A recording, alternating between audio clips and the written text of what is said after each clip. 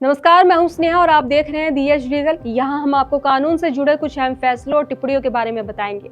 तो करते हैं शुरुआत आज की प्रमुख कानूनी खबरों के साथ। पहली खबर है, सुप्रीम कोर्ट ने उत्तर प्रदेश सरकार पर तीखी टिप्पणी करते हुए कहा कि राज्य अब भी औपनिवेशिक युग की मानसिकता के साथ सहकारी और समाज कल्याण से जुड़े निकायों का संचालन कर रहा है। अदालत ने इस बात पर आपत्ति जताई कि कई संस्थाओं में जिलाधिकारियों और शीर्ष सरकारी अधिकारियों की पत्नियों को एक्स ऑफिसियो पदाधिकारी बना दिया गया है, जो न तो लोकतांत्रिक व्यवस्था के अनुरूप है और न ही आधुनिक प्रशासनिक मानकों के हिसाब से उचित। मुख्य न्यायाधीश सूर्यकांत और न्यायमूर्ति जयमाल्या बागची की पीठ ने दो टूक आदेश देते हुए सरकार को 2 महीने के भीतर ऐसे प्रावधानों में संशोधन करने को कहा है। दूसरी खबर है, इंदौर की एक विशेष अदालत ने पंचायत कर्मचारी हनीफ खान और उनकी पत्नी सबीना खान को 71.47 लाख मूल्य की चल अचल संपत्तियों को जब्त करने का आदेश जारी किया है।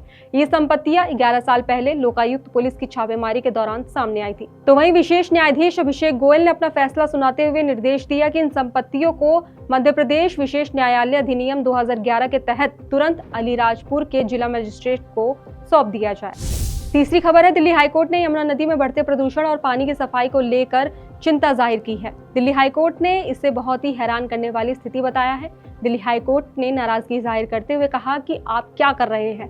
2 करोड़ रुपए के लिए 3 करोड़ लोग इस पानी और हवा की समस्या झेल रहे हैं। हाईकोर्ट ने दिल्ली राज्य इंडस्ट्रियल और इंफ्रास्ट्रक्चर विकास निगम, दिल्ली नगर निगम और दिल्ली विकास प्राधिकरण के अधिकारियों की 3 सदस्यीय समिति बनाने का आदेश दिया है। जस्टिस प्रतिभा एम सिंह और जस्टिस मनमीत प्रीतम सिंह की बेंच ने सुनवाई की। चौथी खबर है, पति पत्नी की तलाक के मामले की सुनवाई के दौरान दिल्ली हाईकोर्ट ने एक महत्वपूर्ण और स्पष्ट टिप्पणी दर्ज की। अदालत ने कहा कि गर्भावस्था को पति पर किए गए मानसिक क्रूरता के खिलाफ ढाल की तरह इस्तेमाल नहीं किया जा सकता। कोर्ट के अनुसार पत्नी का गर्भवती होना या बाद में गर्भपात हो जाना उस लगातार मानसिक प्रताड़ना के पैटर्न को समाप्त नहीं कर देता जिसका सामना पति कर रहा था।